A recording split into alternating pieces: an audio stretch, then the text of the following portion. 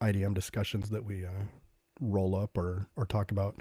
A couple other big ones to hit would be the Autechre albums Try Repeat and LP5 are their important ones.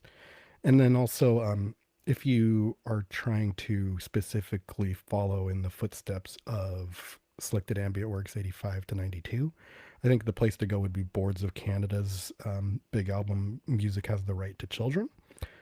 That one has sort of the same chilly reverb vibe.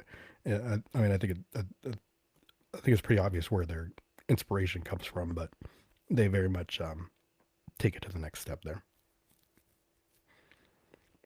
Awesome. No, that's some good material to look forward to then. Shall we dip into the multiverse before we find out what's in our future? Well, I mean, we could, but first a word from our good friend Stephen Strange. Yes. The multiverse. Fizz had his theories. He believed it was real and dangerous. Well, he was right about both. Yeah, I previewed you a little bit, but there's a megaton bomb of danger here in the list this week. But so for listeners who maybe have not run into this segment, in this portion of the show, we like to wield the grand power of the green infinity, aka the Eye of Agamotto, on loan from Doctor Strange himself. And actually, it seems to be a very extended loan. We've had this thing for like longer than a year, right? Like, are we the Sorcerer Supremes now? Is that how it I works? don't know. Is there? Yeah. I mean, we're not the. We're not really using it I mean, just for the segment. But I mean, are Yeah. we supposed to be defending the Earth, or I we guess. I probably mean, should I think ask we're before we defending take it? pop culture to some extent, maybe. Yeah. Okay. Yeah. Anyway, so we used the Green Infinity Stone to peer across the endless sea of alternate realities for a grand purpose, to answer the question: what if this podcast was about some other top 500 list?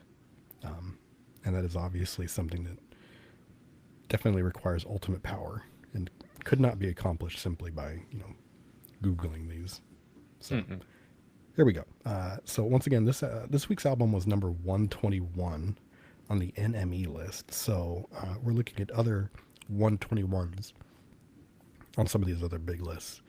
So the first one I pulled out was Rolling Stone's top 500 albums of all time. And over on the Rolling Stone list, 121 is Elvis Costello's This Year's Model. A pretty big deal, I would say. That's a. Yeah. Pulling that one up, just to look at the track listing. Oh yeah, you'll recognize it, I believe. So this one shows up on the NME list as well. They have it at number 256.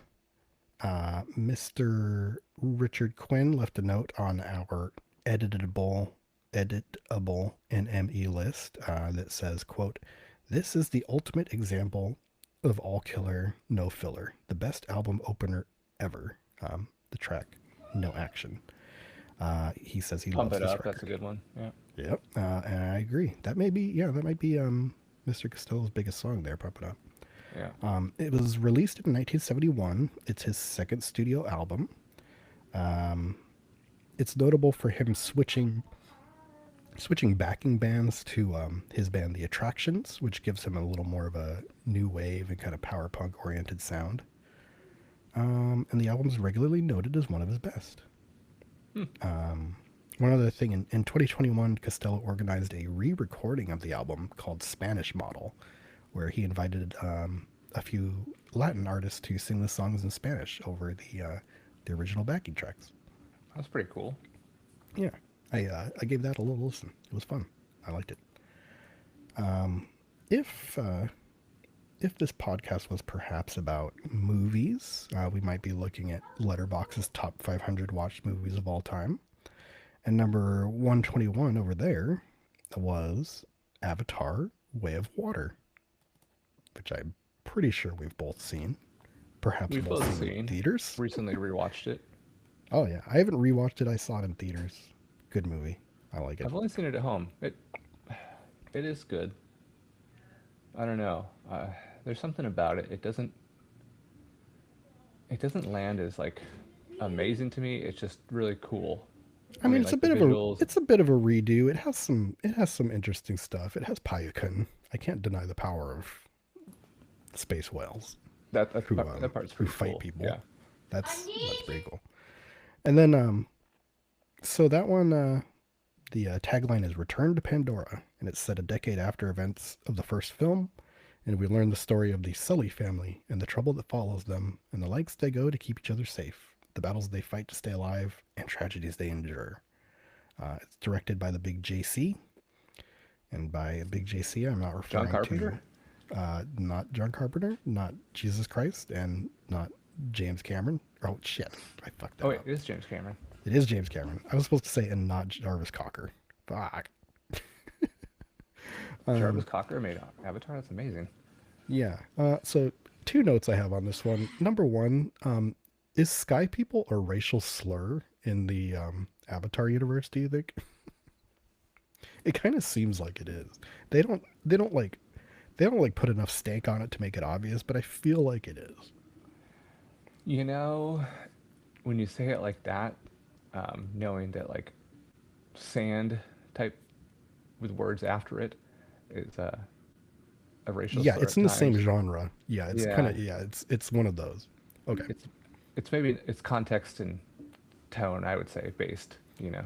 Yeah, and the other thing I always think of when I think of this movie is, if I recall correctly, there's like a, so yeah, they mentioned that there's a 10-year time jump between the first film and this one, and I'm pretty sure that James Cameron has said that in his original plan that time frame was supposed to span like at least one movie, right? Yeah. So so just to jog everyone's memory, basically this Way of Water starts out with like a huge kind of like recap and exposition dump of like what's happened in the past 10 years. And the major thing that does happen is there's a, they show the, in the first movie they kick all the quote unquote sky people. They kick all of them off of Pandora basically. And they leave behind a couple people who they're cool with. But at the end of this kind of montage, collage, exposition dump thing, it ends with the sky people returning. The people from Earth or wherever are coming back in their ships and they're landing, and it's like, oh shit. And I always think like, man, how much more impact would that have had if that was the end of a movie? Like you go through a whole Avatar movie and you're like, oh shit, that was crazy. And then at the end you're like, the fucking sky people are coming back next time. Oh Right. my god! Like that would have been. I Yeah. always think about that, and I'm always like, man, that would have been really cool if it was that rather than like if it was a cliffhanger rather than just the end of the intro for a movie. Right. I mean, like exactly. If I'm being critical, like it's not quite the Emperor returns somehow, but at the same time, you know, the Emperor returns somehow. Like, Yeah, they okay, well did. they're back. Did that render the whole last movie kind of obsolete for all that it Yeah, did? I mean, you don't show yeah. any. Like if you, Like, yeah, if we would have spent if we would have spent one movie just chilling on Pandora with no sky people, thinking we've got rid of the sky people, like, occasionally yeah, Stephen Lang, wallowing in his own anger and turning blue, no problem. yeah. I mean, there's enough weird stuff like that, and the that Way of Water is not like a complete redo to me, but yeah, yeah, No, I don't know. I think I want to watch it one more time and yeah. still form an opinion on it. So, I mean, you may have guessed, but neither of those were the one that I noted as dangerous, correct? You wouldn't say either of those. Neither of those really qualifies as a top tier dangerous multiverse to visit. No. All right, so let me break out this last one. Over on Metacritic's top video games of all time, number 121 is Metal Gear Solid 5: The Phantom Pain. And this is where you're all in fucking trouble now. Where does that one land for you? I have so many things to say about this game. Yeah, let's hear them. It it may possibly be. I mean, it's definitely top. it's probably my favorite Metal Gear game. It has a lot of it has a lot of weird stuff going on. Um, like I basically know this game inside out. I tracked it like the entire time it was being developed. I was already a huge Hideo Kojima fan. I went to For those the of us Seattle. not too super informed, when and what system was this on? So this is from 2015, and it's coming out at the tail end of the PS3 and Xbox 360 era. Like this is probably like the game that like taxes both of those systems to their breaking point. The the Xbox 360 version like required you to have like the hard drive add-on to play it. So it was like one of those like late system games where they're like, you know, this is as far as we're gonna go with this. Um, but yeah, it's kind of the final true Metal Gear game. It's the last one that was actually directed by Hideo Kojima. Um, he kind of as it was being made, he kind of pissed people off with a real controversial move. He actually recasted the voice for Solid Snake, away from David Hayter, and he used Kiefer Sutherland, um, which I won't spoil it. It's sort of explained in the plot of the game, but it still really sucks because well, number one, David Hayter is kind of like half the reason Metal Gear Solid works, like his voice acting. Yeah. um, and then Was there number like a two, like behind the scenes reason? if Like, I was he? recall, there wasn't a very clear one. I think David Hayter basically just says that he got called up one day. He got called up one day, and like found out that he's not doing the voice for fucking Metal Gear Solid 5, and he's like, okay, that's really weird. Um, there is a game plot reason that kind of explains it. I don't know. If you want the spoiler, I'll give everybody the spoiler. But anyway, it's Kiefer Sutherland. The other thing that kind of sucks about it is he doesn't actually really do that much voice acting in the game. Like the previous Metal Gear games, they have like a ton of like cutscenes and story, and like 80% of it is David Hayter like talking as Snake, doing the Snake voice. Metal Gear, you know. But he's so good. He's amazing. But anyways, um, so as it's being developed, it nearly bankrupts Konami. um, he kind of, he does the thing where he's kind of pushing deadlines and he's needing like more money. It comes in at a final tally of $80 million, and they basically have to tell him to like cut development off at a certain point, and they're like, you have to put a cap on this. You have to like figure out how to they're giving him the wrap it up button from the Dave Chappelle show. You're a Like they're madman, hitting, Kojima. yeah, they're hitting it. They're like, you need to finish this. Wrap that And gavel up, that kind 2B. of, yeah, that kind of, it affects the game. There's a lot of like clearly unfinished parts that are mostly centered around um, the game's like endings. Um, just the way it's set up is like you kind of play missions, and then if you play enough missions or you finish enough stuff, like they kind of reward you with either a cutscene that kind of moves the story forward, or you get like a new chapter, and at the new chapter they give you like a big cutscene to watch in a movie. And like once you get into like the real late game ones, like those cutscenes, like you can tell like they kind of stop relating to like the plot that you've gone through, or like they seem unfinished and weird. Like yeah, there's there's A little bit there's of odd like stuff that goes. Ed Wood found footage just plugged in. A little bit like stuff happens where you're like, I don't remember anything related. Anyways, um, so that situation actually effectively like ends the sort of like career long relationship that Kojima has had with Konami. Like he's been making these games and working at Konami since the NES, and like after this happens, they split. Was he on the first one? Like, was that his Yeah. baby or? Yep. Yeah, that is. His very, very first games were for like the early PCs there, but like the one that was like his thing was Metal Gear, like the original NES games. Um, but back to five. but kind of despite all that though, there's like, it's really clear that the like core of the game and like 85% of the story too, like it's not something that sinks it. It's just something a little weird.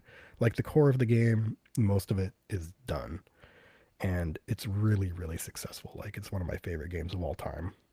It's universally well reviewed. um the the gameplay in it is like this, it's this crazy brilliant mix of like different styles of game. There's like an open world interpretation of like kind of classic Metal Gear gameplay.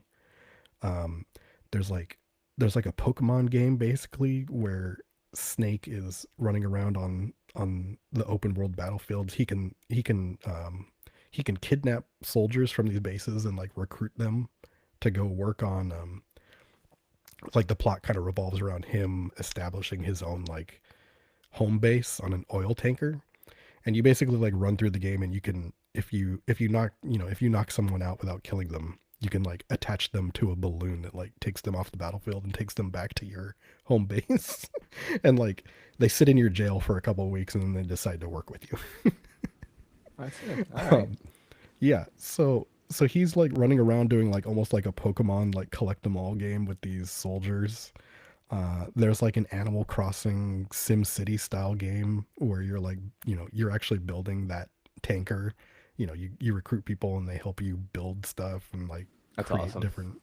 You can assign people to research weapons, and like the more people you put on that, the like crazier stuff they come up with, and you can take them out onto the open world and like use them. Yeah, Nice. it's amazing. I love that game.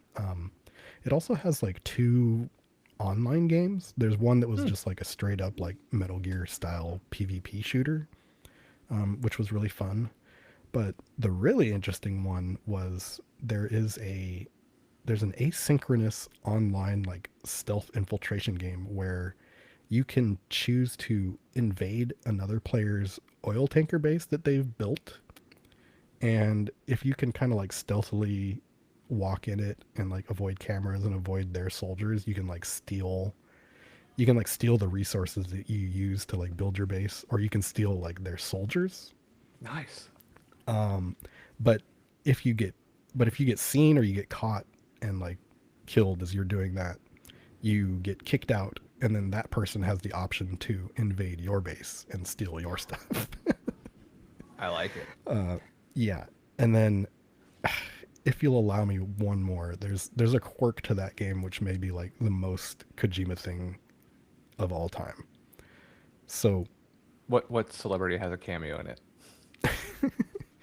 actually he put himself in as a cameo in Oh, this game, a few places. It was, yeah, he has a famous tweet where somebody asks him if he will be reprising his role as Hideo Kojima in future games, and he says no.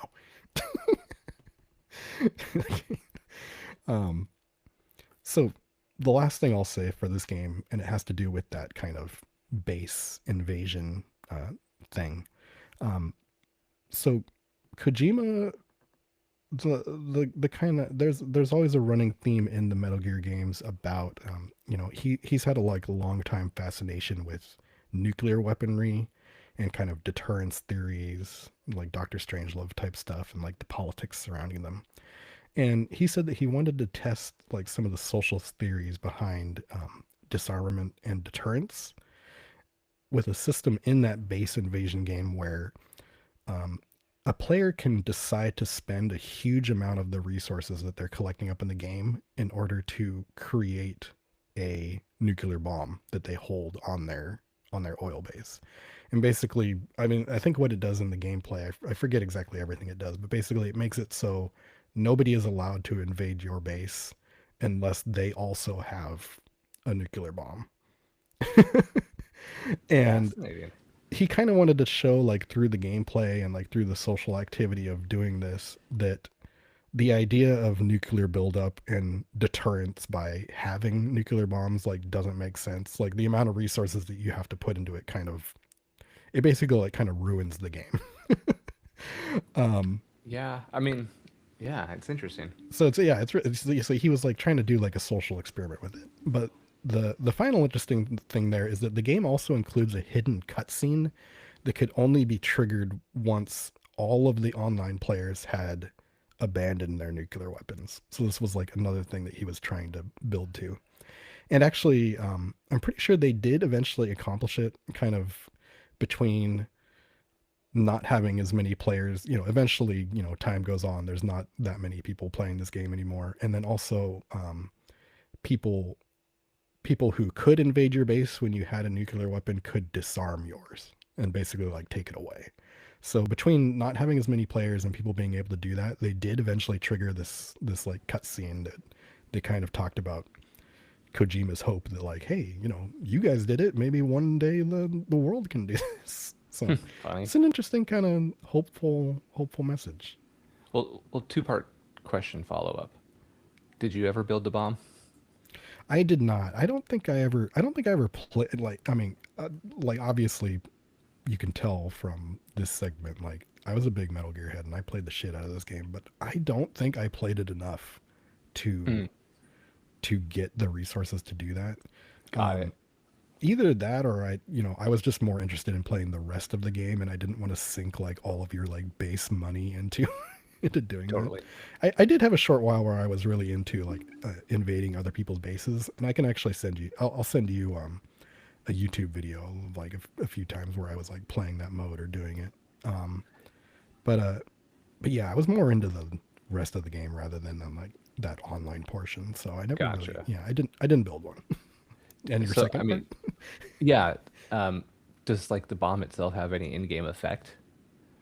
Or is I'll it have just to kind look. of like a token, like I have the bomb? I'll have to look it up. I'm sure it did. I mean, part of the Kojima charm is that stuff like that never just does what it does. Like Right. there's always like weird side effects and like I side mean, things and if extra you can bonuses. yeah, if you can disarm it, it suggests somehow that there is an actual possibility of it being used. I would think. Yeah, I can't. Yeah, I don't. I can't remember. I mean, yeah, that'll be something to look up. Maybe we'll talk about in the future. But yeah, Yeah. I'm not sure. Well, was that perhaps the most dangerous pull from the multiverse? Like that got me on a tear. I mean, Yeah, I love Metal Gear 5. It's a thing. yeah, until we pull like a Star Wars movie or something like that, Yeah. I think it'll Yeah, be for up real. there. All Yeah. right. Well, put that one on. Yeah, that one on the high score. All right. Are we allowed Love to it. roll now? We are allowed to roll. Yes. Yeah, Let's. I can't remember if we have any other business. If we got it all out of the way. Nah. Yeah. Not this week. No We didn't have recipes a. to pair with. Yeah, I was gonna say there's no. It's kind of yeah. I was I mean- thinking about it, but I don't know what food you would attach to. yeah, It's I mean, it's like, not a very food. It's not a very. I mean, I don't know. I can't tell you exactly what makes up a food related album, but this album does not feel food related. well, I mean, like, kind of where I was at was like a soba noodle salad, something like minimalist and Yeah, like, exactly. just, Like, you know, what do you do? Like a Yeah, single like- grain of rice soaked in mushu sauce, maybe. Yeah. surrounded by mirrors. There you go. There you go. Okay, there you go. That's our meet me. I took over the meet me in the bathroom segment this week. It's a single grain of rice on a white plate, surrounded by mirrors. Knocked it out of the park. Teddy There you go. Ballgame hits one on the land. Right on. All right. Hey, okay. Well, speaking of business, let's go over old business before we add new business. We have successfully moved past our mini series of UK electronic music. It was very fun, very cool. There's some great episode visual covers on the various streaming services for these. Really enjoyed those. Been fun with those, yeah. Yeah. So what do we have on the docket? I'm just gonna leave it to you. Yeah. I don't think I can remember them all. Just tell me what we've got. Yeah, so as we wrap up Aphex Twin, we are headed in a very similar direction, of course, with Frank Sinatra in the wee Yeah. small hours. Followed that will be The Strokes' Is This It? A big one. That is on the list, then preceded by The Blue Tones, Expecting to Fly. And what we pulled last week was Sound of Silver by LCD Sound System.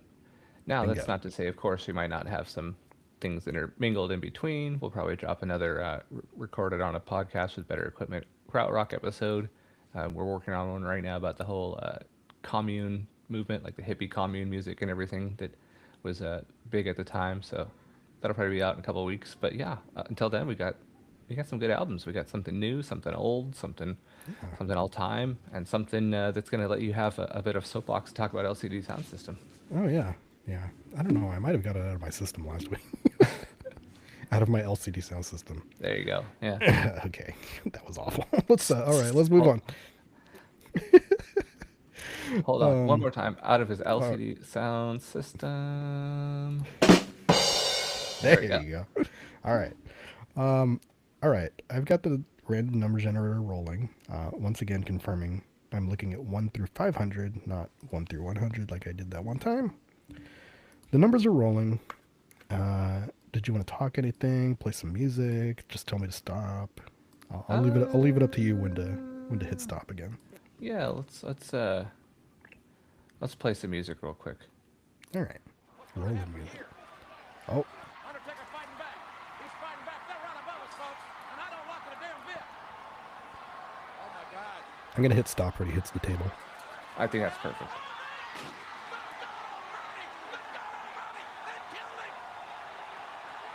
Good God Almighty.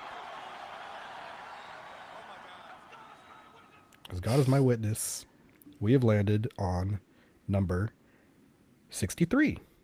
Oh, I feel like when we first started the show, we spent a lot of time in the back half of the list. And this year we're hitting a lot of the front half.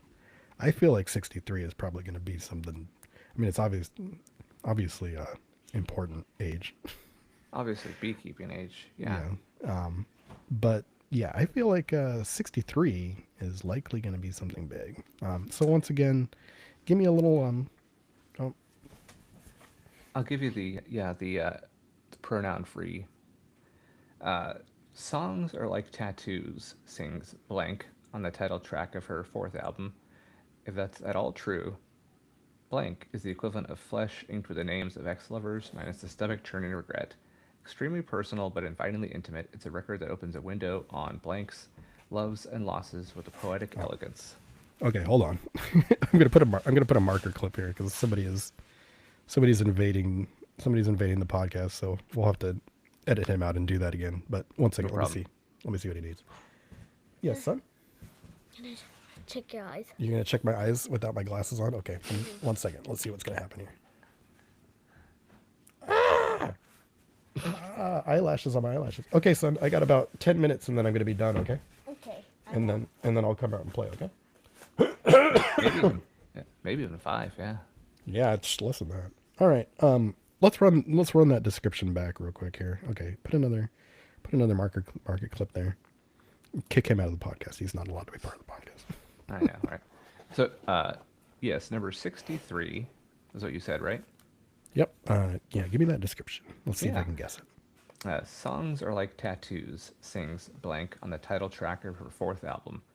If that's at all true, blank is the equivalent of flesh inked with the names of ex-lovers minus the stomach churning regret. Extremely personal but invitingly intimate, it's a record that opens a window on blank's loves and losses with a poetic elegance. Is this a Tori Amos? No, but Is it an Alanis? you're in the right ballpark, the wrong decade. Joplin? No. I'm almost scrolled to it. All right, here, tell me what it is. I'm almost there. It is Blue by Joni Mitchell, Oh, 1971. okay. Yeah. all Reprise right. record release. Awesome. Okay. Yeah. Yeah. I'm not super familiar, so yeah, that should be Yeah, exactly. cool. We're going back to the 70s. Hey, did you If, notice that we hit the we avoided Mr. Dillon? Like she's right in between Blonde on Blonde and Highway 67 Revisited. I know. Yeah. And Blue He was Lines is 3 away. he was really threatening to get back into the queue there. He's a little pissed, I think. Yeah. Yeah. Wow. Okay. So I'm gonna go towards number 1 and see what other albums are around Joni Mitchell's Blue, and then you go towards number 500 and tell me what you see. Yeah. Obviously, I just mentioned Dylan, Blonde on Blonde, is right before her at 62. The Clash is self-titled as 61. 60 is Massive Attack, Blue Lines, which we talked about a bit. We also just narrowly avoided Radiohead at number 59. Their album, In Rainbows is up at number 59. Yeah. I guess that makes sense, though. Again, I mentioned that we have notes on these sometimes. Rick Quinn left a note that says, "This is my favorite Radiohead album."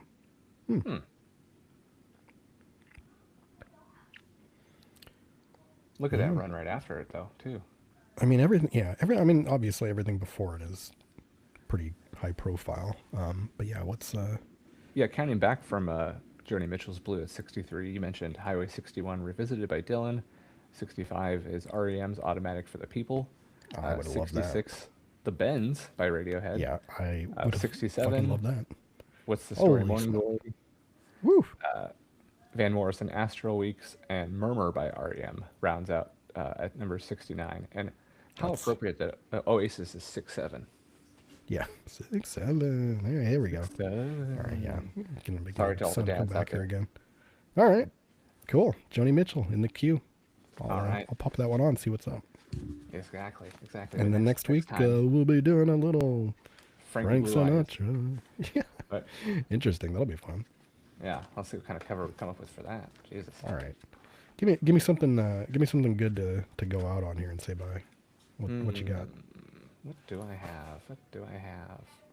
What are you feeling? What kind of vibe? What's on tap?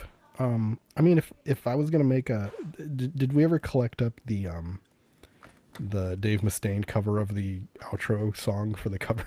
covers Oh, I know episode? we have it. I know we have it somewhere, but I don't think I have it on here at the moment. All right. Well, I can vamp a little bit if you think you can actually pull it up. Maybe Well, I'll.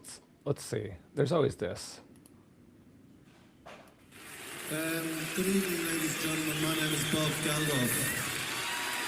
Now, usually We should if be I controlling show with up this. at an evening like this, it's because there is some greater, more profound meaning.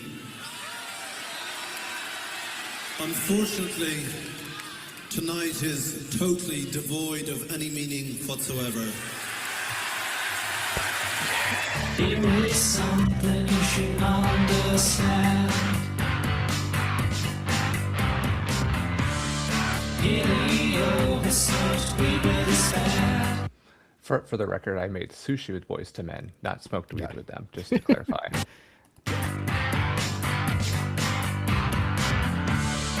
It's a podcast and you will love it. It's the NDA 500. And that's that. Well, see you next week, maybe. Ain't that a kick in the head?